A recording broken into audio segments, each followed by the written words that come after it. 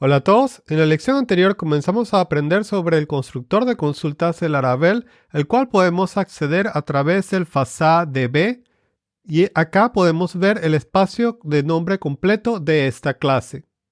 Como puedes ver utilizando el FASADB, luego llamamos al método table, pasando entre paréntesis y entre comillas como una cadena de texto el nombre de la tabla con la cual podemos interactuar, y a partir de allí podemos llamar a diversos métodos. En esta lección vamos a profundizar un poco más sobre esto.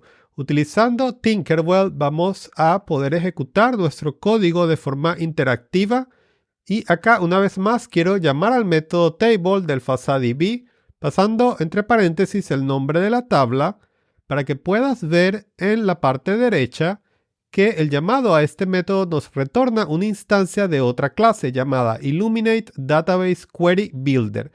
Query Builder significa constructor de consultas.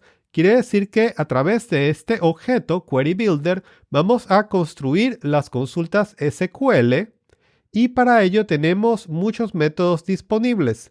Ya vimos el método insert, que como su nombre lo indica nos permite insertar registros en nuestra tabla, pero también tenemos el método get, que nos permite obtener dichos registros.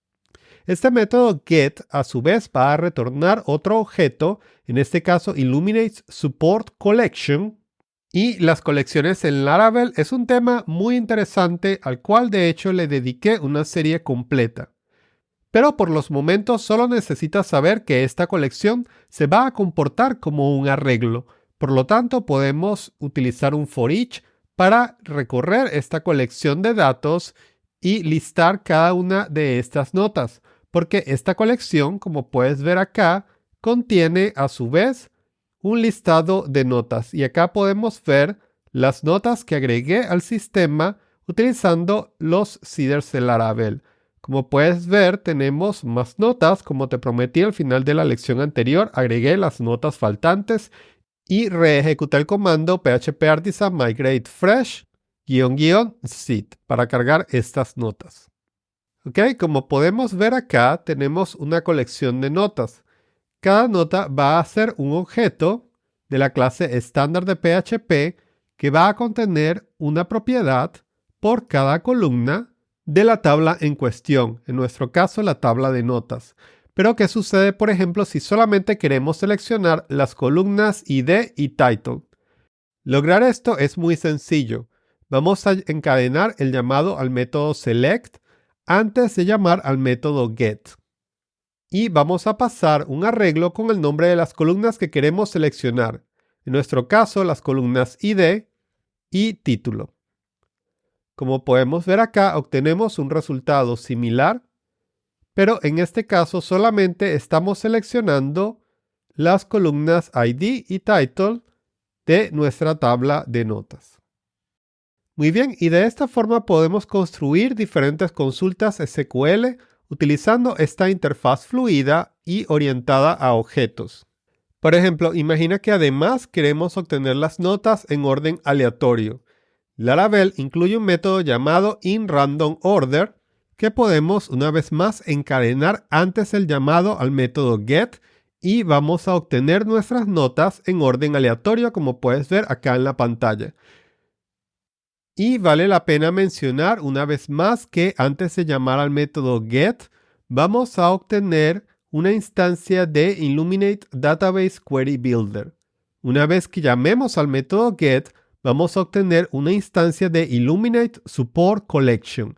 Es decir, que vamos a comenzar con un constructor de consultas, y una vez que estemos listos para obtener los datos, vamos a terminar con una colección de datos, como puedes ver acá. Y te estarás preguntando cómo puedes aprender sobre todos estos métodos. Por supuesto, revisando la documentación del framework Laravel y viendo los cursos en Stite, donde a medida que los necesitemos vamos a utilizar más métodos. Por ejemplo, vamos a suponer que queremos agregar una condición a nuestra consulta. Podemos encadenar un llamado al método where. Regresemos a nuestro ejecutor de código y vamos a decir que queremos obtener las notas donde el ID sea mayor que 3. Muy bien, esta es una consulta de prueba muy sencilla, pero puedes ver que funciona. Obtenemos 3 notas en orden aleatorio y cada una de estas notas tiene un ID superior a 3. Pero un requerimiento más común va a ser obtener una nota que tenga un ID específico.